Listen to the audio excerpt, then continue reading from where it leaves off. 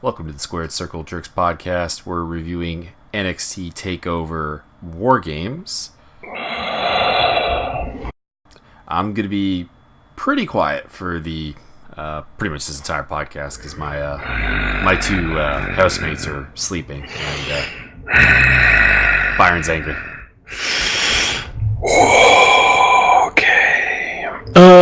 So to recap things in general, for anybody not on Wikipedia, probably for the first minute and a half.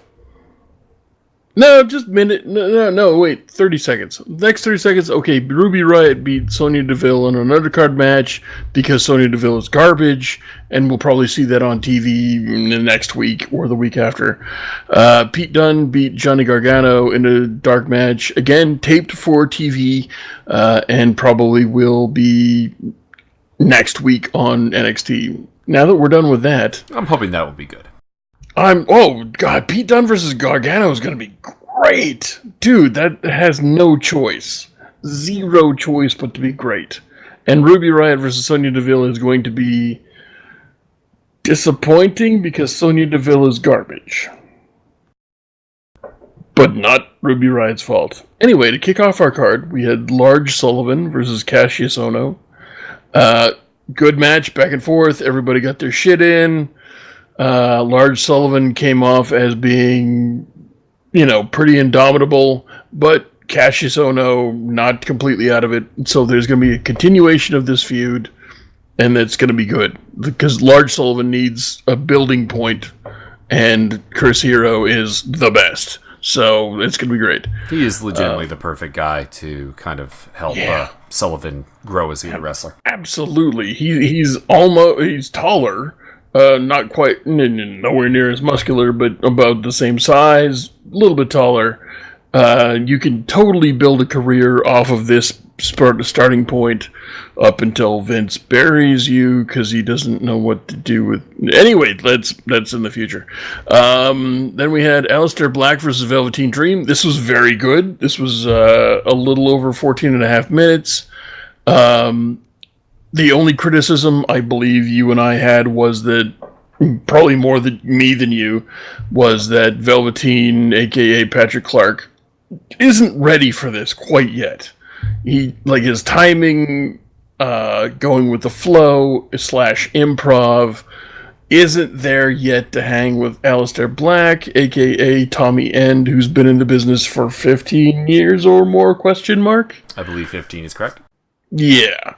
So it's very much a pro veteran taking on somewhat of a training camp rookie who's given a gimmick. Velveteen rocking the Rick Rude aesthetic. Very nice.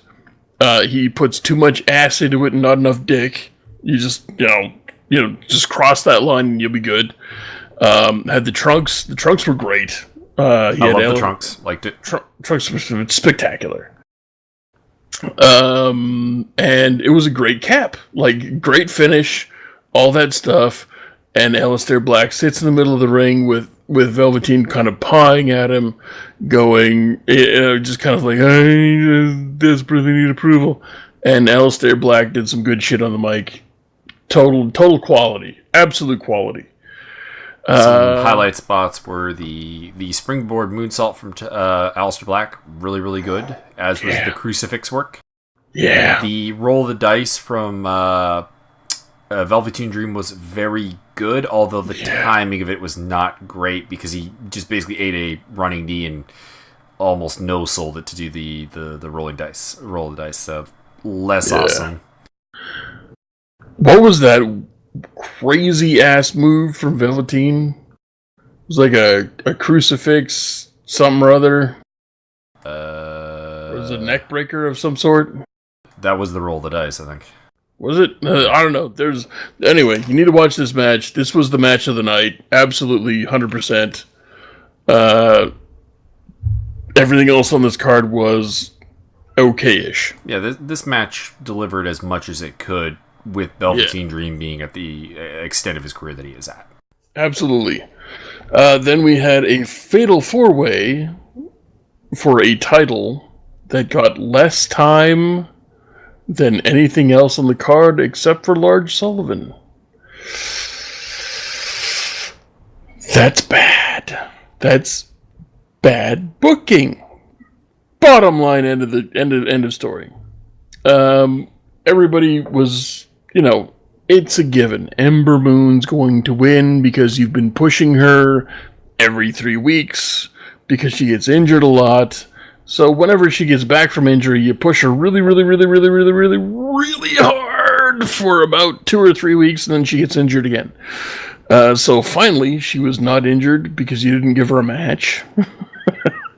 Long enough to win a title. I anticipate that we will wake up tomorrow finding out that she got injured during this match and has to vacate the title.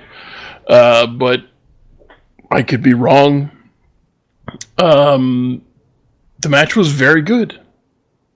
Other than the fact that Peyton Royce doesn't know what the fuck she's doing. She had 2 spots because she does bendy shit. And she did her 2 bendy spots. And she's pretty much trash other than that. Kairi Sane did great. Nikki Cross did great. There was a number of excellent spots. Nikki Cross hit the lightning spiral. Kairi Sane hit the insane elbow on Ember Moon and Nikki Cross? Or was it Peyton Royce? It was Peyton Royce. Was it? Okay. But yeah, Peyton Royce was on top to eat the elbow and Nikki Cross was underneath. So that was all good. I really like the leaping spear spot where Ember Moon does the leapfrog over top of Kairi Sane, and Kairi Sane just keeps going and spears Peyton Royce. Yeah, that was good. I enjoyed the shit out of that. So it was a very good match. The problem is that they didn't give him enough time to work because it's crowning a new champion, and apparently Vince hates women, so you don't get enough time on TV, even though it's a streamed thing that you control on your own network and can completely book things the way you want. Anyway, moving on. Well, I'm going to add 2 more things on that. The double eclipse spot, which Ember Moon used to end the match, where she hit Royce and Cross with the both like simultaneously eclipse. Better on paper than in practicality, I think. Yeah, no, I'm not going to dispute that at all. There was a couple things in here that were just kind of not awesome, but I can see what they were going for. And I thought it was a nice touch having Asuka give her the belt. Yes, and Asuka looked legit, like, super pumped. So, Asuka OP, please nerf. No, wait, don't do that. There was not much I can point to in this match that was bad, other than not enough Nikki Cross, way too much Peyton Royce. And it was a good match. It was a shame that they didn't even get 10 minutes to do their work. Main event of the evening. Oh wait, it's not the main event of the evening.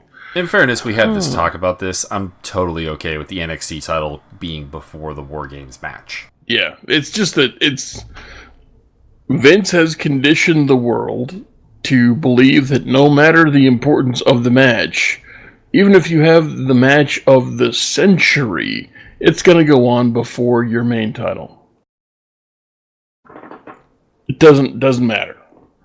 So when Andre seeing llamas and Andrew McIntosh came out, who got slightly less time, 5 seconds less than your Aleister Black and Velveteen Dream, which again, super weird. What are you doing? You're giving your main title match less time than an undercard match. Are you fucking stoned? Yeah, between 2 more veteran workers who can probably get a better match out of it. Oh yeah. Again, Black and Velveteen Dream had the match of the night, but it was because really just because of the ending of this match. Yeah. The match itself, in a nutshell, was fine. There's some kind of a few mark out moments here and there. Not too many.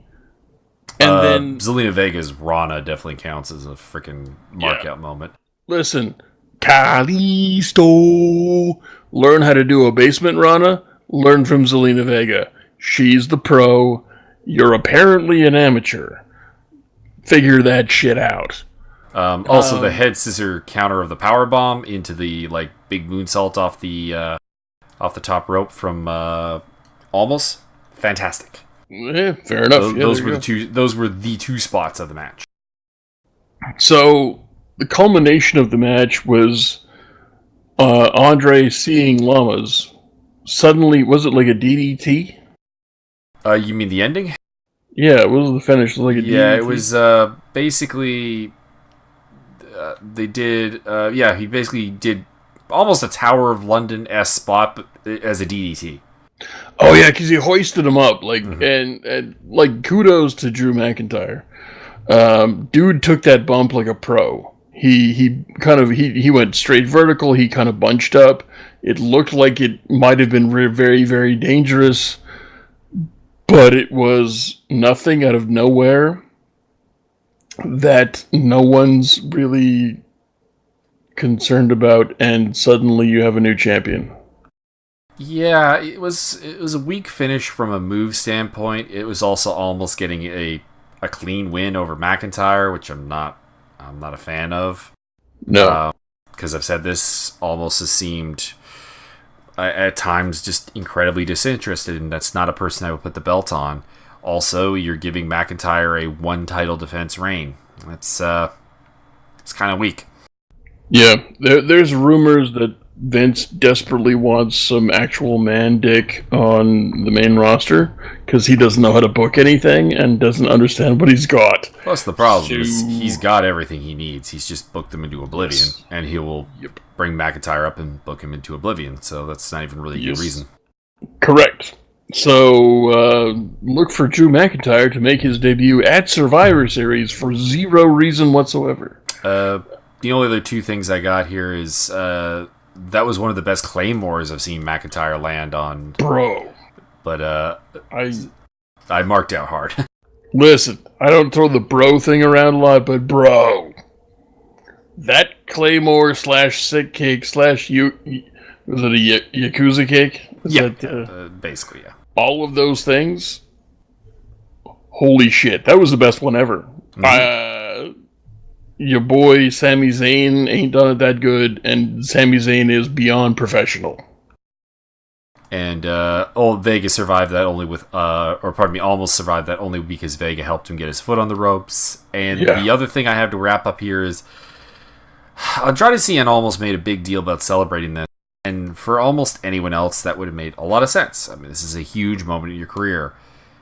But is this guy's character still not that he doesn't really care, and that Zelina Vega kind of forces him to care? Yeah, he doesn't give a shit, and the only reason he does anything is because his woman apparently has his balls in a mason jar at home. Yet he's stupendously pumped to win. What kind of bullshit is this? Yeah, that's some pretty inconsistent booking. Also, it was weird that the crowd had such a positive reaction to him winning, because yeah, I don't understand that. I thought they were Texan. I thought he's the definitive heel in this feud. I thought Texas was all about hating brown people. None of this makes any sense. Even ignoring the whole Mexican connotation, just like this is a guy who refused to face Drew McIntyre to ask for a title shot, and instead jumped him from behind and sent his woman to go ask repetitively. He's a bitch that can't be bothered to look a man in the eye, and yet, oh my god, I won on the title, it's okay. Yeah, it's very weird. Left a very weird taste in my mouth on what was, prior to that, a very, very good match. Yeah, it didn't make... It was a damn good match that turned into a giant question mark that doesn't make any sense. Yeah. You booked that wrong. Capital WRONG wrong. It would be like, oh, let's all sit down at Thanksgiving and weigh some turkey and some gravy and some mashed potatoes and some pie, and suddenly I put an M80 in the baby's gravy, and now she's dead. What? So, question mark? Who's directing this movie? Yeah. And it kind of went down from here because we're going to WarGames next. And fuck, this was bad. All right, I'm sure there are some people that really, really like this, but me personally, it felt like as a kid when you ate like a lot of sugar and you felt really bad afterwards, only you didn't even really get the sugar rush at the time. Like, this was just a confusing spot fest mess that it reminded me in all the negative ways of basically cage death, only without the gore. This should have been the greatest match of NXT history. Better than the three-way tag match. The three-way tag match between AOP, DOA, and the Revival is... DUI, you mean? DIY? DIY, yeah. Did I say DUI? You said DOA. Oh, DOA. Disciples of the Apocalypse in the house. Whoa. DUI. No, wait, I'm projecting. Anyway, that three-way tag match is the greatest match in NXT history, bar none. This should have been that times 6 or 7 or 8. This was the worst match I've ever seen. This match would have bugged me less if you got rid of one rule, which was the whole, if you leave the cage, your entire team is disqualified, because during the entire time when Adam Cole was doing a semi-escape bit, basically, should have just been pushed off the cage. I was literally screaming, push. Yeah, and instead, you have Roddy Strong suplexing him back into the cage. You have people stopping him from leaving. You had the whole chain locking the door closed, which was like a really neat spot until you realize, wait, you're preventing people from getting disqualified. Yeah. Get rid of that rule, and it's better, but it's still a spot fest with a lot of contrived spots and no real story to speak of. No, I like that rule. I want them to incorporate that rule into every single cage match on Earth. But then don't have a heel going to the top. Don't do that. I'm fine with that too. Kick him the fuck off. Kick him the fuck off into the crowd, into the third row. Kick him so hard he flies into the third row beyond the fucking barricade. Jesus Christ. Use some intellectual stimulation here. Use some linear storytelling, because you're fucking bad at your job. This was almost 40 minutes of total and complete horse shit. This was the worst match I have ever seen. None of it made sense. I'm not willing to go that far, but that's because I've watched some real trash wrestling in my day. Fair enough. This was backyard wrestling on a big stage, and it should never see the light of day again. Don't put this on the network. Don't put it on YouTube. Suppress it everywhere you can. This was fucking trash. None of the storytelling made any sense. Great. Oh, cool. I marked out a little bit because Roddy Strong hit the backbreaker on his 6 opponents from the 2 other trios teams. Congratulations. Awesome. Well, there were a lot of spots in this that, in a vacuum, are fantastic spots. Killian Dane's coast-to-coast drop kick to a trash can. Van Terminator. His basically Michinoku driver taking out both of Red Dragon. That was, that's a good spot.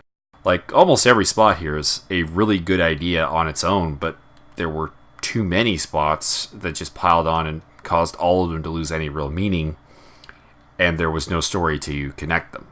Who the fuck was booking this? Jack Evans? It feels like it, yeah. I could totally see Jack Evans booking this. I'm not exaggerating.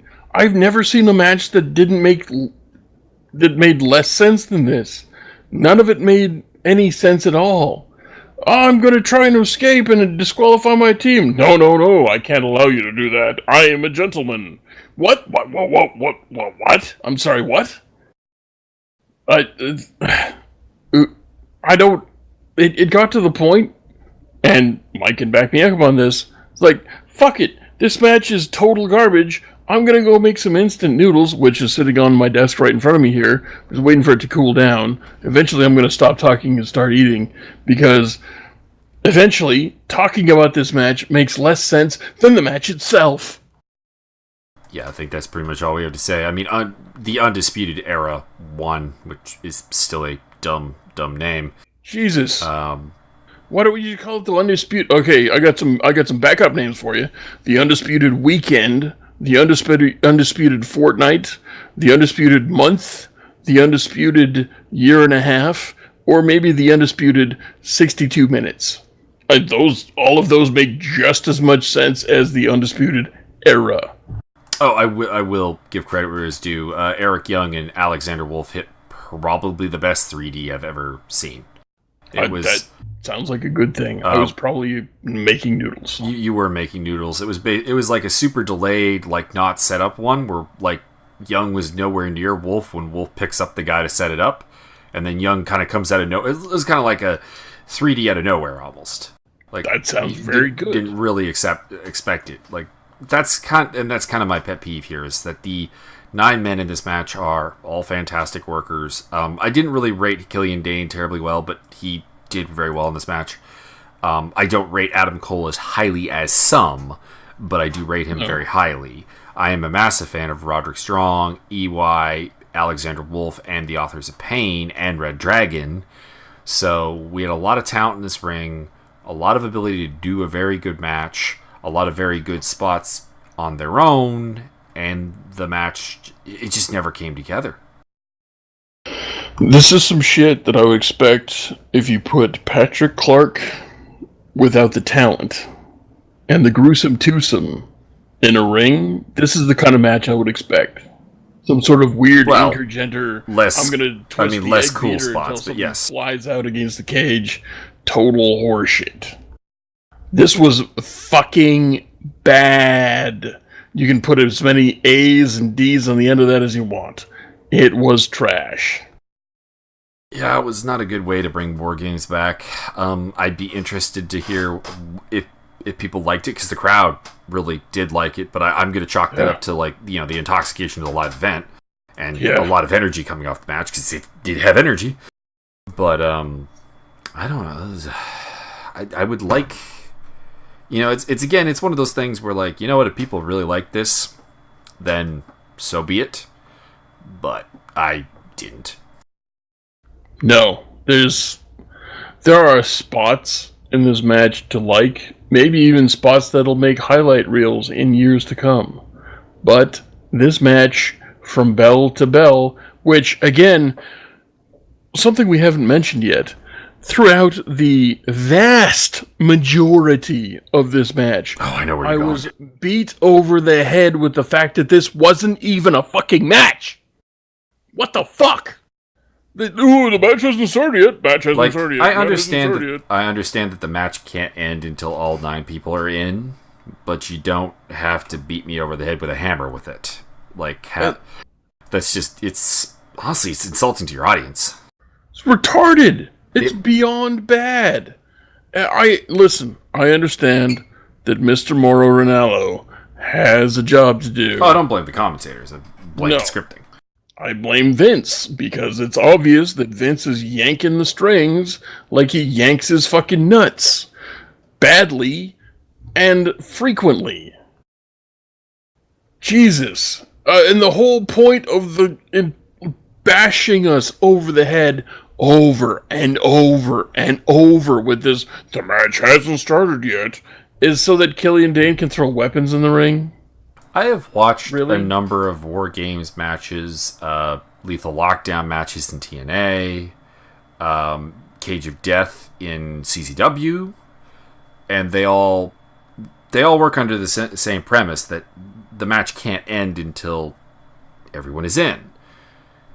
You don't have to beat me over the head with it, because none of those companies I just mentioned, by the way, CZW, a cesspool of unprofessionality, and fans who are really addled with a lot of drugs, if we're being honest, does not nearly beat you over the head as much with the rules as this match did.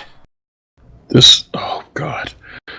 Almost every single part of this match was garbage from bell to bell. None of it makes sense. I've had some whiskey, I'm hungry, and I don't fucking give a shit anymore. Eat a dick, have fun, I'm gonna go have some food. Yeah, that's pretty much all I got. We'll have Survivor Series tomorrow. I may not have seen it when we actually record the recap because I have family dinner that I have to attend. So I'll kind of be letting Byron and Joey carry the podcast for the most part on that. Oh. So that should be fun. Hopefully Survivor Series doesn't completely suck ass. But after watching WarGames get kind of fucked up, I don't have any faith that it won't be. Till next time, get off Byron's lawn, and if you really enjoyed this match, please, I would honestly love to hear the reasons. Listen, if you enjoyed this match, what's your fucking prescription? Because I need all of those things. Jesus. But that's all. Get off Byron's lawn. Join us tomorrow. Peace.